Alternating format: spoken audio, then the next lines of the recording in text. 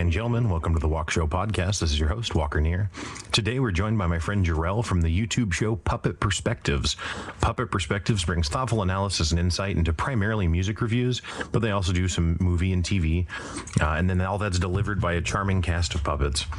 Jarrell is hilarious, and I think you'll really enjoy the conversation that we had. As always, today's music, artwork, and production is done by Misha Zarens. Enjoy the show.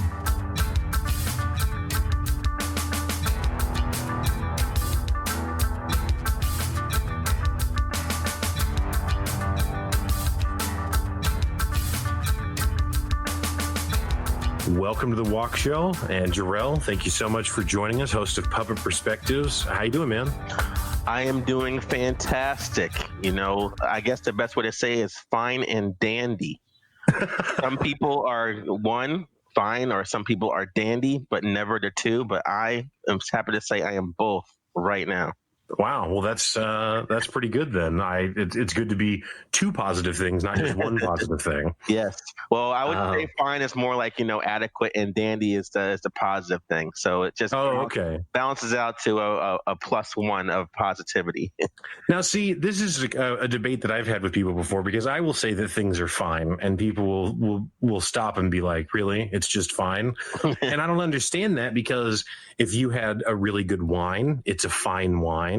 If you have like a really nice, like, I don't know, blanket or something, it's like a fine, kind of cloth or something. Like, fine is used when it's meant to describe the very upper echelons of something that's dope, right? So I don't understand this hesitation that people have with fine. Right. Even if you say like, oh, that girl, did you see her? Yeah, she was fine.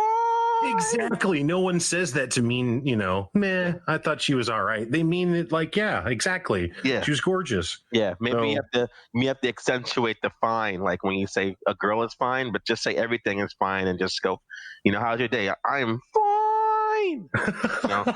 It's crazy how much little changes like that matter. The other day, Denzel I think it's in Training Day. He says Training Day all day if you want. Go ahead. Well, he says, I think it's in that. He says, or no, actually, it might be American Gangster. I think it is actually American Gangster. Okay. He says, my man, when like dealing with different people, like that's the way he'll end conversations. Like, my man, Yeah. So I tried to do that, like listening to that. And then I was talking to one of my friends and I was like, I don't know. I just feel like it doesn't sound right when I say it. And I was like, my man. And he was like, yeah, it sounds like you're talking about like your significant other or something. and I couldn't figure it out. And it turns out you can't say my, you have to say ma. If you say my man, now it sounds fine. But if you say my man, no matter how you try and spin it, it definitely sounds like you're talking about your boyfriend. So right, exactly. Yeah. I think you're onto something with that fine thing. Yeah, exactly. So I am fine and dandy. Hey, my man. Yeah, look at that. Yeah, it works out, Anyway, so obviously we met in Orlando at the Podfest, and you were, I think, maybe the very first person I talked to. I might have talked to an Australian chick first, but that very first day we were at those tables and we were sitting next to each other, and yeah, it was really cool because you have this very unique show that you do, which is, it used to be branded something else, but now it's Puppet Perspectives, right? And basically, my understanding, it's a YouTube show, which I've watched some clips of, where you've basically got puppets that are reviewing. And originally, when we had talked back in Orlando, I thought it was just music. But looking at the channel, you've got reviews on movies, TV shows, music, like all sorts of different stuff that you're kind of breaking down. Yes, but first, let me clarify that it's not that I use puppets. We are puppets, because when you met me, I was actually in my human costume. See what it is when I go, like, out to meet people or work, whatever have you. I don't like to go around in my actual, my real puppet outfit. I'm actually a dog puppet, in case people are wondering out there what I mean. Gotcha. So what I do when I flew out there is I if you actually pay people that work at the local city morgue, I believe they're called interns. They will give you for $20 they will give you anything without any questions asked. So what I did was they had a couple cadavers that we borrowed, or at least I borrowed for the trip, and they made it up really nicely, and I looked like an actual human being. So I was able. So you met me in my costume. It looked pretty weird, right? You know, right. So what you're telling me is you're actually a little tiny brown dog puppet. Yes, actually. Yes, okay. I am. I mean, I still live a regular life like everyone else. I work. I'm married. I actually married a human woman. We have 3 beautiful children that actually don't look like dogs at all. So I still have questions about that. But hey, look at that mailman. You know. Yeah. But so what we do is everyone who does these reviews on YouTube or for example, is just regular people, but no one gives love to the puppets out there. So rather than doing something like so wholesome like what you see on Sesame Street or the Muppet Show, we like to talk about music and all the things you mentioned. Television shows, we review those. We review we actually don't review movies, but what we do for movies sometime is we will take a character or an actor or a director who is famous for all of the movies or whatever, and we will do a ranking of worst to best. And to add a little finesse to it, we call it a tribute. It's a pre-death tribute because everybody waits till people die before they do a tribute. But we like to get it out the way early. So it's fun and we get to talk about their highlights before the person goes, so even that person can see it themselves. And 2, if the person does happen to die, we happen to already have the video up, so we get the hits right away.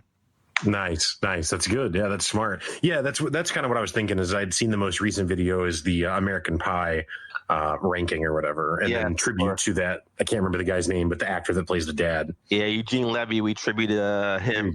He's the only one that's been in all 8 of them. Apparently, he's never busy when they're doing another movie. So yeah, actually, I don't know if I've seen that guy. I remember seeing him in American Pie and thinking that he was one of those actors that's always around, but you don't know who they are. But now, honestly, I can't remember seeing him in anything else. What else is he in? Yeah, so if you saw, I like to do a little background on each person. So as you might know, he's been doing movies or acting for easily 40 years, something like that, maybe longer. Right. From Second City TV, that was a Canadian sketch comedy show that had Martin Short and John Candy on there. He did that in the 70s. He was on he's had brief cameos in movies like National Lampoon's Vacation. He's in that I guess Christopher Guest is a famous director. He did Best in Show and some other sequel to that. Oh yeah. Yep. And now he's in this TV show called Schitt's Creek or something like that. That I see it's on Netflix right now, but I've never seen it before or knew that he was in it. So right. Yeah, I've heard of that show. I haven't watched it either. Yeah. We also did that too. We also did for the Netflix shows. Basically, when we review those, or we review TV shows that are actually streaming. That way, we can do a whole season a lot faster instead of waiting. So we do Hulu shows or Amazon shows, or most of the time we're doing Netflix shows, which we did the last season of that show Black Mirror season 5. You can see that too. Yeah, and we call it binge or cringe. So instead of having a different 3 stars or 5 stars, whatever, we binge is if you should binge watch it. Cringe says you should cringe and not watch it. So see, that's brilliant because there's I'm a big video gamer, and there's a website called Kotaku that's a game journalism site, and I think now they actually just don't even give a suggestion, which I don't really like because it just makes you read the entire review. Yeah, and I don't always want to do that. You just want to know if they play the game or not. Damn it, right? Yeah, they used to boil it down to just a yes or no, and they would still write a whole review, and then in the end they'd be like yes or no, and then why. I thought that was really smart, as opposed to it's a 7.5 or this one's an 8.3, and it's like, what does this scale actually mean anyway? Yeah, because that's like a C, and depending on if you like C's or not, depending on your parents or whatever your academic achievement is, you don't know if that's worth your time or not. Right. Yeah, no, that's good. Yeah, we on a few episodes ago. I mean, it was a few months ago now, but we did kind of a similar thing, me and a buddy, where we broke down Love, Death, and Robots, which is a Netflix show. Yeah. And kind of talked about that. But yeah, it's fun to break that kind of stuff down.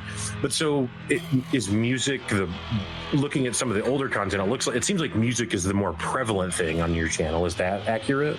Yes. I've been doing podcasting for about 4 years now, a little longer. And originally I wanted to get into just reviewing music and doing podcasts with my friends at the time.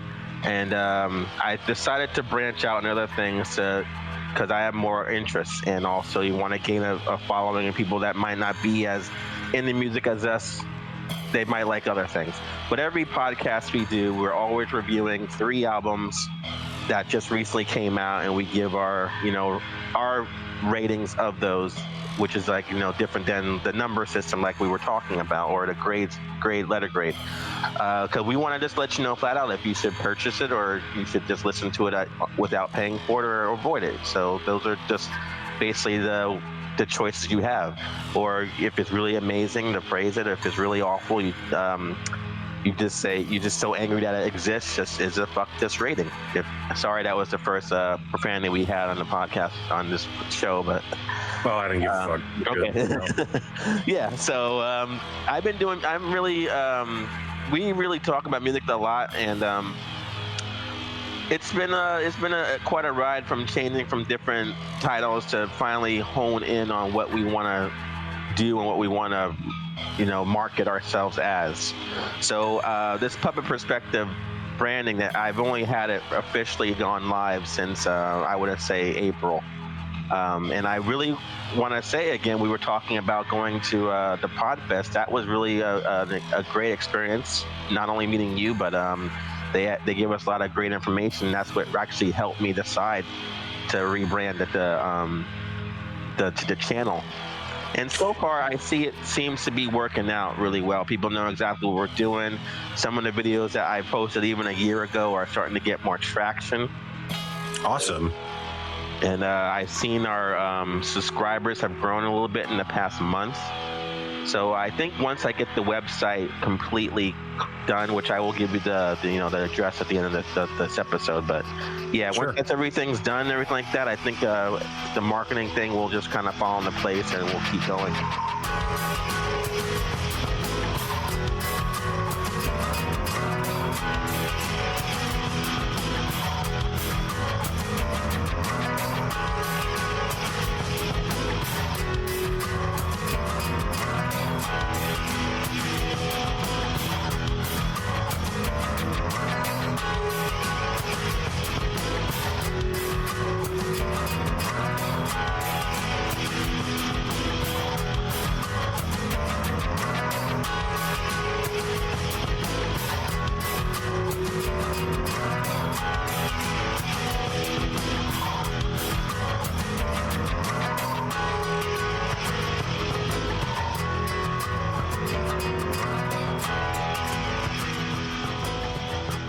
It reminds me, and I'm not saying that you're borrowing or anything. It's again just reminiscent of, but it kind of reminds me of like the Gorillaz, the musical act, and how they were all, all the different members are all animations, right? Right, and, yeah. Now, I mean, I know who Deltron is actually, and and like that dude, but I always thought that the Gorillaz was a super cool thing for that reason. Would you guys ever be interested in? I want to compare us more to like Def Clock. They were like that. Oh, okay. Yeah. No, that's fair. That's Metalocalypse, right? Yeah. Yeah. So I didn't. We're more intense than they are. Well, so would you guys ever do like a live show? I'm keen to it, but it's the money's got to be right, and it's got to be exactly filmed and everything like the way I want it to. Right now, we have a really skeleton crew. It's me and the 2 co-hosts that just started last year. And I don't know if you noticed this from you've been a podcaster since this year, right? You've been doing it, just since January. Yep. It's different. I really want to just say that I'm really impressed with how well you're comfortable with just doing it alone.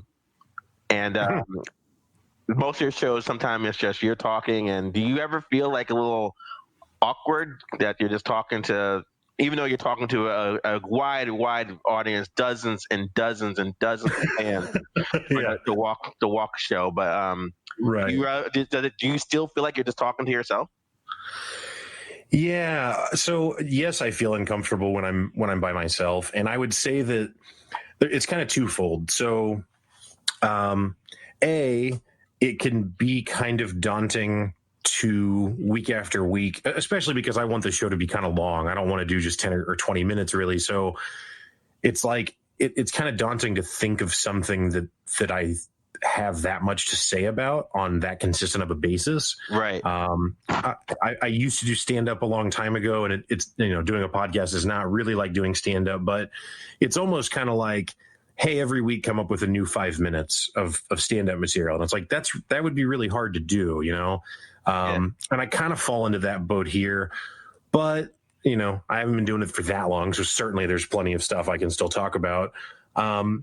The other thing that's different for me is that what I'm really interested in is exploring ideas and conversations more so than advocating a point of view or trying to really sell a certain message. And so when I'm by myself on the show, it feels difficult to separate that performance from me trying to advocate a certain point of view, because it's just me talking. So what exploration is there? So yeah, I find it definitely is much better if I think it's much better if I have another person to talk with, just because then we can kind of explore ideas together and see what's going on with whatever it is we want to talk about.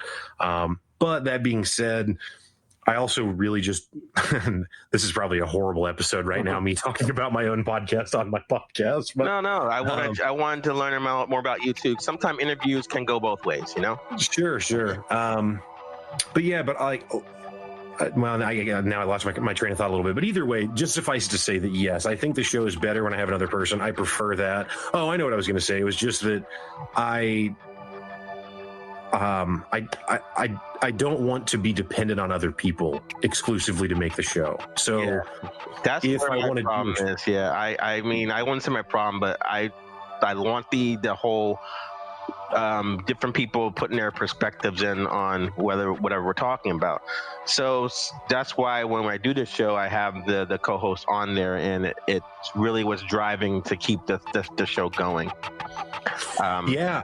I thought the co-hosts sound really good and definitely do contribute a lot. And I don't mean to be peeking behind the curtain at all, but like I love all the little props that are there, and maybe props isn't the right word, but like the notebook that you're reading out of or whatever is your. Well, I can't remember everything I say, so I have to use notes. So right, yeah, I love it. It's great, and it's also well done in that you're cutting in and you edit in clips of whatever it is that you're talking about. So you might mention an album and you'll flash the album art of that album cover on the screen or whatever, which is cool because I would actually just say most of the time I'm not familiar with the musical acts that you're talking about. So it's cool to see, to kind of have some perspective on that or get a little extra insight. Yeah, I appreciate that. Thank you. Yeah, man.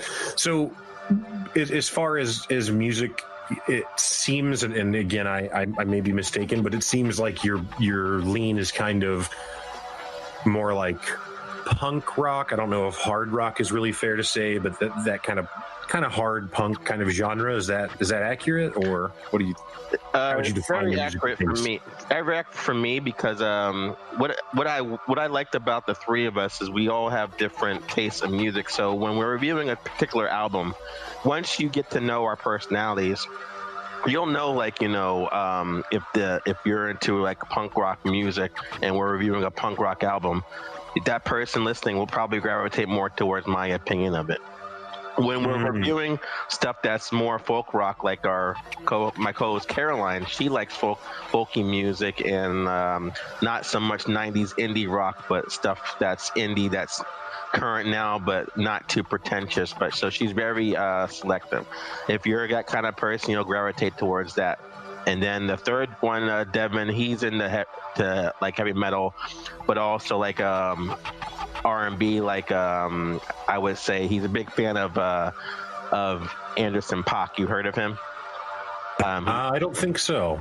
He's pretty popular amongst the urban scene, and so he goes both ways on metal and that kind of hip hop. And I love my hip hop too. Like if it's gangster and grimy, or I'm more pleased. You know, if I like to hear audio gunshots in my music, I like to hear like the as much debauchery as possible. So then when you're listening, then the other person might not like that. So then that's where we'll start kind of playfully clashing. We haven't gotten to a full blown brawl yet, but you know they're still kind of new. So maybe once we do more shows, you guys listening will get your first like epic fight between us over like the most petty album possible. Right. Tune in to see some puppet punches. Yeah, puppet punches. Yeah, that would be a good title. So I'm an ideas guy. So. Yeah. Yeah. So that's what we kind of do, and that's what separates us all. So I wouldn't say like any of us are really pigeonholed, and you'll be surprised at some music that you'll think that we would like or hate. We'll come out the complete opposite opinion on. Right. Yeah, I find myself listening a lot to electronic music. I listen to a lot of what I refer to as pop rap, because I wouldn't consider it.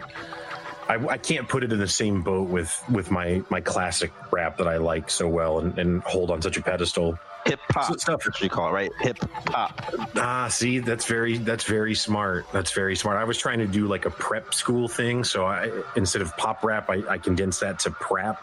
So on my playlist, it's called Prep School. Yeah. But yeah, you're right. Hip hop is actually much more succinct. I might change that when we're done here. No problem. I've coined the phrase, and I'd heard no one else say it, but I don't mind if it spreads. Okay. Yeah. Well, the dozens of listeners here may take it viral, so just be aware of that. I look forward to seeing that tomorrow, then, as a hashtag. Right. But I don't know that you're a big. I'm sorry. I see you're a big Tool fan, and I wanted to ask you, like, since we were doing the show together, and I listened to that podcast where you really broke down how much Tool means to you and Crabtree and your other co-hosts. We definitely will be reviewing if Maynard is right about putting the album out towards the end of next month. Are you August 30th? Are you excited, or are you just? Yeah, I'm beside myself. Okay. I mean, I am and I'm not. I am because I can't believe it's finally happening, and I'm not because I also kind of can't believe it's finally happening. So I'm kind of trying to just like keep the blinders on and just wait until August 30th. You sound like me when I first lost my virginity, you know? And I can't believe it's going to happen.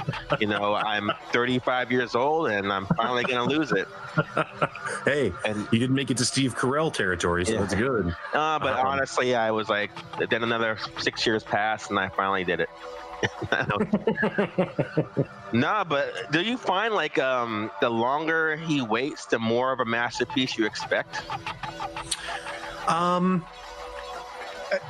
Yes and no. So I for a while I was convinced that the last album they released was 2006 with 10,000 Days. The world was still back then, you know? Yeah, well, and I just, I've heard rumors that they were going to come out with a new album for the last, 10 years. I mean, a long time now. There's been rumors, and I've even seen posts that'll say there's going to be, there's a release date, but then there's not, or everything was just all kind of just, bullshit. And so I just kind of stopped believing that they were going to do it. I mean, Maynard has A Perfect Circle, which has had a resurgence lately. He's got his other band, Pussifer. I know Danny Carey is in another band. I don't know about the drummer and the bassist, Adam and Justin, but either way, I just thought they must have decided not to make anything again. And then they announced the tour that we went and saw them on this year, and then as part of that announced that they were releasing the album in August. And we had heard rumors of it, but again, I just didn't really believe it. But they did at the concert they had an intermission, and they actually have like the album art come up on the stage, and then had the date flash across that. So it seems legit. Now they have to do it. Right. As far as, expectations, yeah, I think they're probably absolutely. They're probably go after the show. Oh shit, we better start writing some songs now. Yeah, I don't know. I mean, the thing is with Toolman is that they've every song that they've put out that's actually a song. I mean, they have some weird little joke stuff or really weird like ambient sound and stuff, and that I wouldn't put in the category. But anything that's actually a real song or whatever, I like. There's not a single track you can pull up on Tool where I'm like, yeah, I don't really like this one. I love all of it. And at one point or another, each one of those songs, like the way I listen to music is I'll pick a song that I want to hear and then go to the album and then start the album at that song and then just play the album through. And sometimes I'll put the album on loop, and so it'll start itself back over. And every Tool song has been that song for me on each album at one point or another. So I mean, my fandom for it is is enormous, and yeah, I think it's going to be great. I think there are higher expectations, but they've never disappointed. And they played 2 of the songs at the concert we went to in May, and they were amazing. So I expect nothing but greatness. Now, I also expect that it'll be very different than the other albums, and that's something that they did as well. I mean, 10,000 Days, when it came out, it sounds very different than Lateralus, which was the album that preceded it. And when 10,000 Days came out, I would have said it was my least favorite album. Well, now, fast forward 13 years, and it's not just true recently, but for the last several years, I would say 10,000 Days is their masterpiece. So, I expect to have a similar experience with this new album. Okay, so you listen to it. We'll be doing the review of that, of course, sometime in September, and awesome. that will pretty much our opinion and yours will probably pretty much be like the accurate one. Yeah, for sure. And then basically wait another 13 years, and we'll tell you if we're right or not.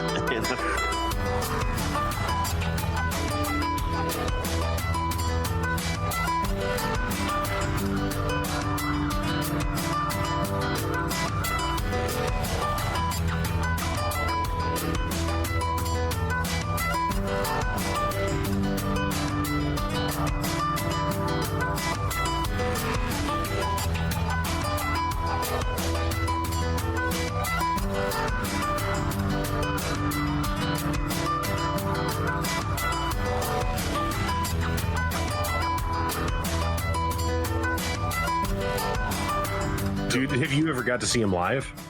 I have not, but every time they come around, I'm like, I would go, and then something, I guess, says nah, and I don't go. I don't know what it is, but I keep saying to myself, like, would I want to sit through a whole 90 minutes of this? And that's really what it kind of fizzles out for me, because I might like some songs here and there. Like, I think I would say their second album, well, maybe it's their third album, is the one I think is the best thing they've done. But I don't know. I'm not really a hardcore fan like that. I recall the I guess the what is that word for unclear? How you didn't know what they really were. You did the ambiguity, maybe, or something. Yeah, that's a good word. But the ambiguity, that's actually the word I was looking for, ambiguity of the band when they first came out with the sober song and everything like that. But as the years gone by, it's just, I thought they got heavier and more like, intricate with their music. Yeah, that's what I'm trying to say. But and then at the same time, it depends if I'm in the mood for like a 7-minute song about pot or thing, or being vicarious. I don't know. Sometime I'm not in the mood for that. Right. Yeah, I don't know. Like, I don't know if you've ever listened to their very first album, which is Opiate. It's just a 6-track EP. But those songs are like 3, maybe 4 minutes long. To me, like that is their really like kind of hard rock side, and then from there they just kind of got more and more progressive, for lack of a better term. That's the perfect term. That's what they pretty much are, the progressive metal. But they kind of remind me, and it's not 1-to-1, so I don't mean to everyone listening, is this going to be a Tool episode? What's going on here? It can be. But it's not 1-to-1, but they kind of remind me of Pink Floyd, and not so much necessarily in the way that they sound, but just in that they don't really fit into a genre. And yeah, you can put them with some of their like modern contemporaries and you can see some similarities, but if you really get into it, it just doesn't fit into a little bucket like that. Like I describe Tool sometimes as like if electronic music was mixed with like heavy metal, because it's all those instruments, but it's almost the vibe of it is more similar to the vibe I get when I listen to like Massive Attack or something like that than it is, Metallica, or I don't know, that's probably a terrible example, but you know what I mean? Yeah. I don't know. It doesn't come off as aggressive to me in the slightest. So, well, as long as it doesn't suck like the last Perfect Circle album that came out last year, then we don't have anything to worry about. Yeah, I actually have not given any time to that one. Good job.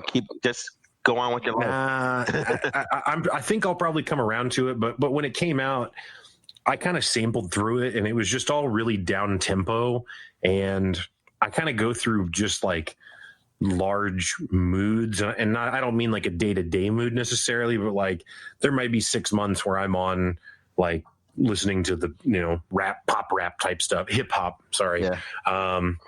type stuff a lot, or I might go through a phase where I'm listening to electronic music a lot, or I might go through a phase where I am listening to more down tempo, kind of more melancholy stuff.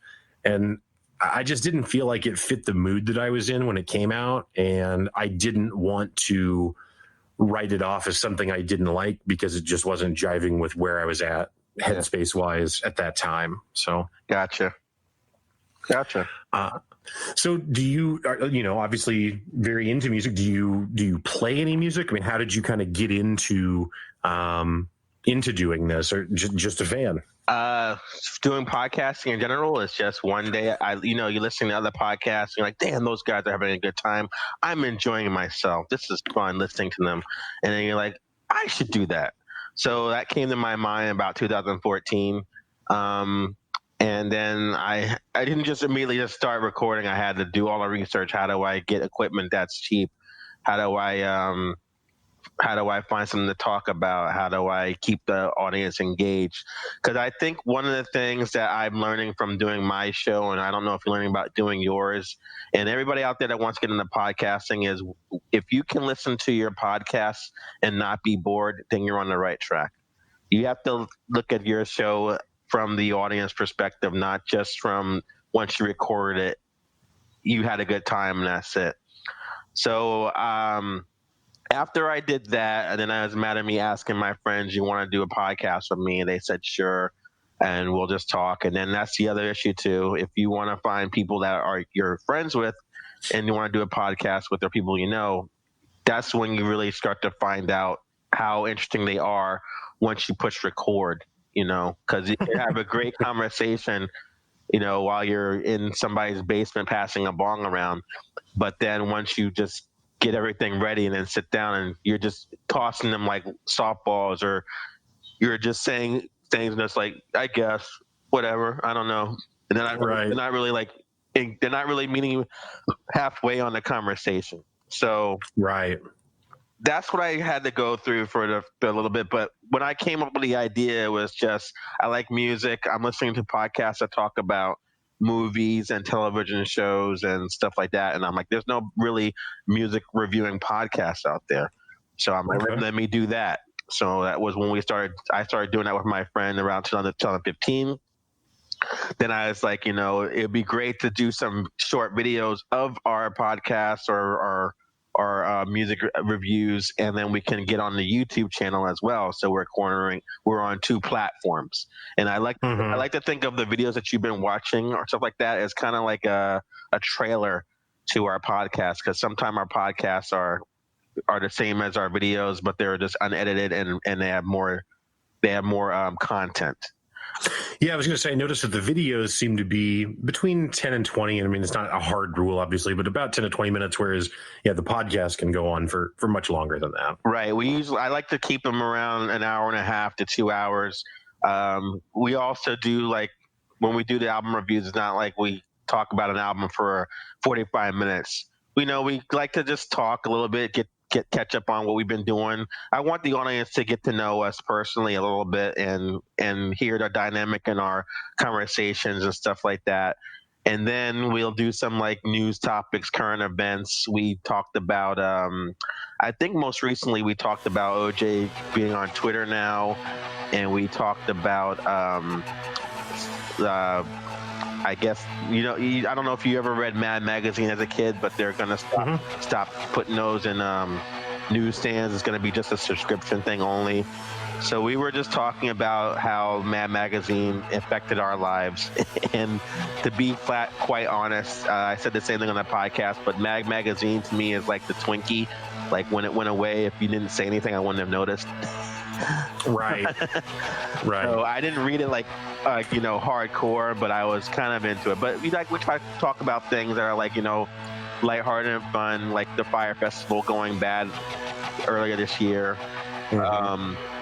And then we also talk about we don't really like to get too political. Mm-hmm. I think we all have the same opinion of current politics, but you don't know how your audience is, so we don't want to alienate anybody that might have a different opinion of us. But we want to give a completely unbiased opinion of whatever is happening, but at the same time make it fun. Right. Yeah. I've kind of struggled with that as well. I mean, in the last few months, I've really dialed back my political media consumption, but there was a while where I was listening to 2 or 3 political podcasts a week and watching different political shows. I mean, most of them were comedy shows like, Seth Meyers or John Oliver or Stephen Colbert or whatever, but it's still all politically centered. Is Dennis Miller the only one that is on the other perspective of that? Because they definitely need a new person, because they got I would say 2 late night hosts that are just going in every night on how they feel about the current administration. But if they had another person doing the opposite, maybe that might kind of balance it out. And he's got to be funny though. Yeah, I think that's the thing, is that it's not hard and fast that there's not conservative comedy, because there is, and it's not fair to label it conservative even, but you look at like a Larry the Cable Guy or Ron White or Jeff Foxworthy, like those guys aren't necessarily political, but they kind of appeal to that other demographic more. But I don't know. They don't have their own TV show, unfortunately. No, there's just kind of a drought when it comes to conservative comedians. Like, it's just kind of rare. If you go to an open mic show or something, or just a local comedy show, it's pretty rare that you'll see someone making political jokes on behalf of, conservatism or right-wing politics or whatever you want to call it. So, I don't know. I just recorded an episode last week with a guy where the conversation was wide-ranging, but it did veer into politics, and I did share my thoughts on it a bit, and I don't know. I mean, we'll see. The episodes aren't out yet, so we'll see how it goes. But I don't know. It's interesting because for me, it's not even as much as that I'm worried about alienating the audience as much as it's just that there's already infinite political stuff out there. So if you want to listen to people rap about politics, like, you're covered. And I'm not researching this stuff. I'm not spending a ton of time learning, new facts. I'm just getting information from the primary sources that everyone else does. So yeah, what do I have to really contribute to the conversation? You know what I mean? Like, whatever I think is probably just also being parroted somewhere else. Maybe I'm the one parroting.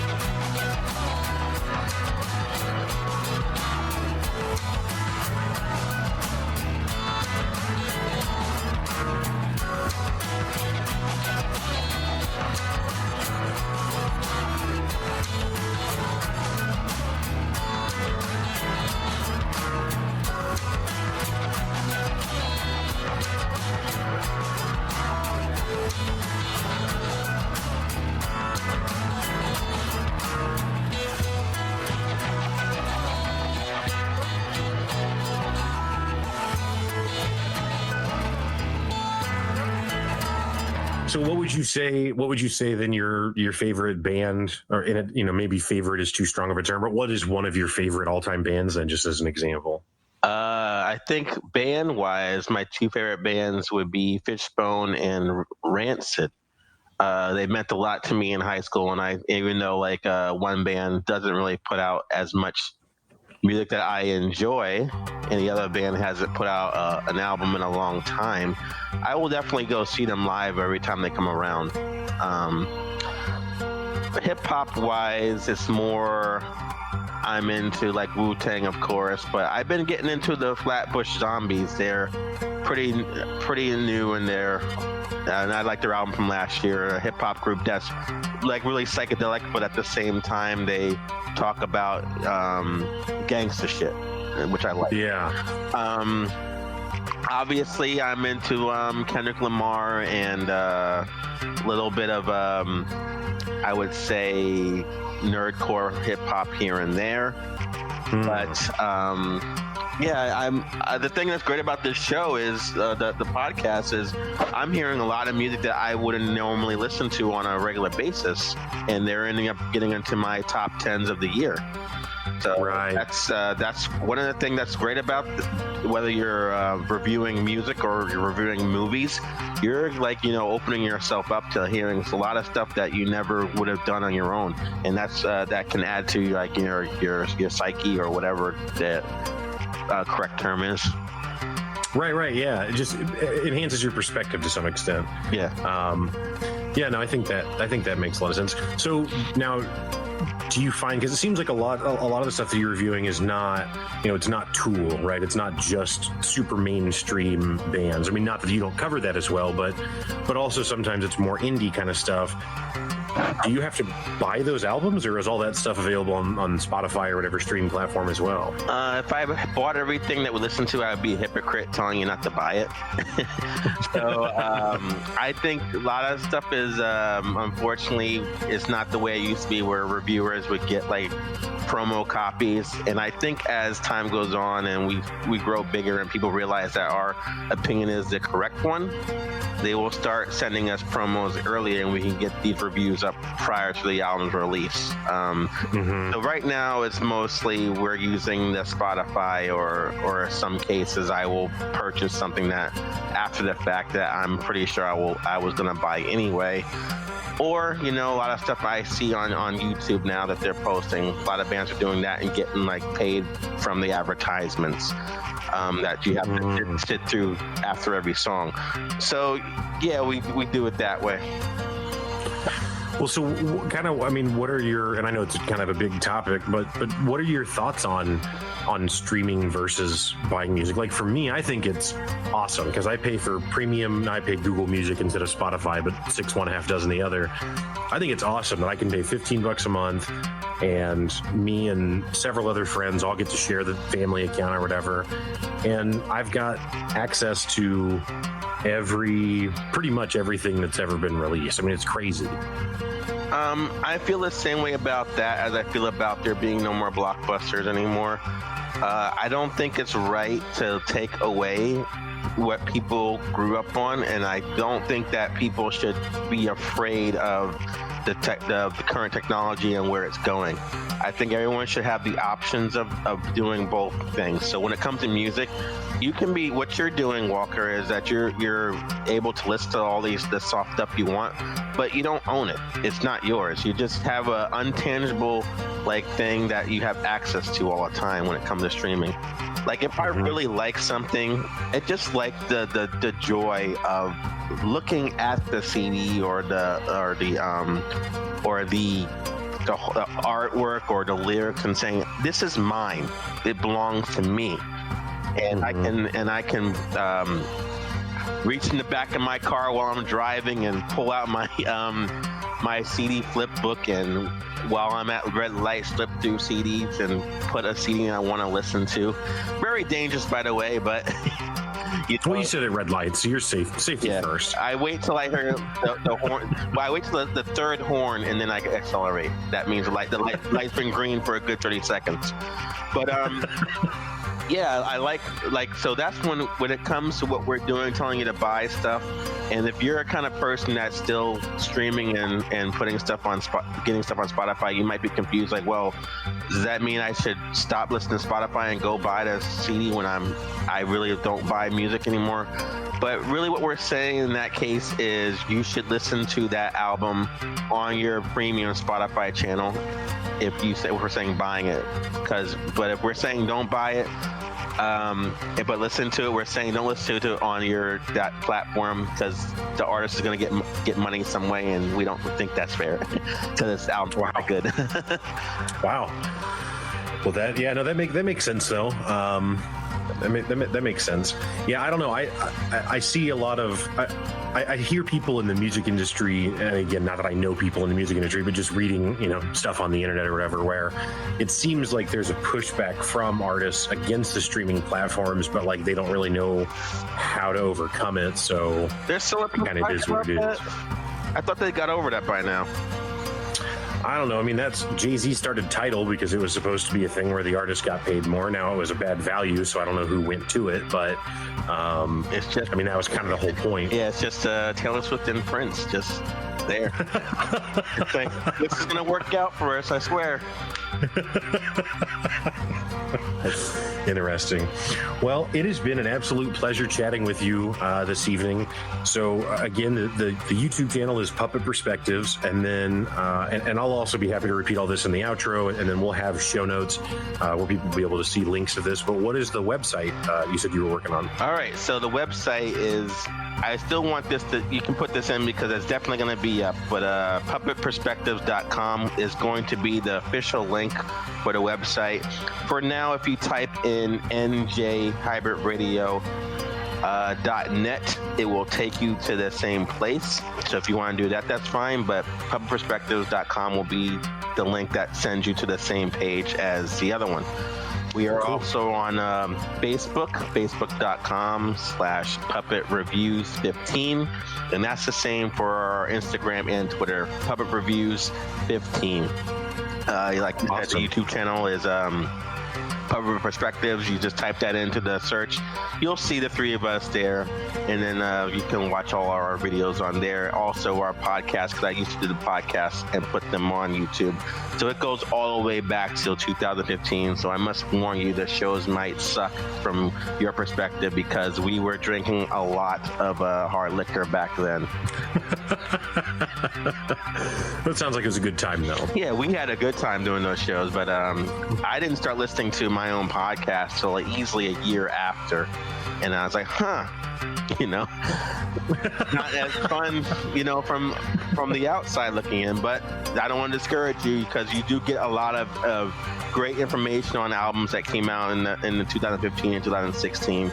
And our opinions of those are still there at the end of the day. Cool. Well, yeah, guys, if you want expert opinions on music, if you want to check out, Binge or Cringe for TV shows, and then they're also doing kind of retrospectives, if you will, ranking, movie series and that kind of stuff, definitely check out Puppet Perspectives. I'm a fan of it, and I'm sure you will be too. Jarrell, thank you again so much for joining. It's been a real pleasure. No problem.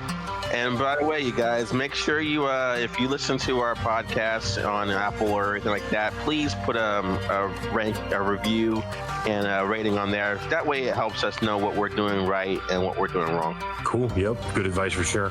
All right. Well, thanks, everyone. Have a good one. Thank you.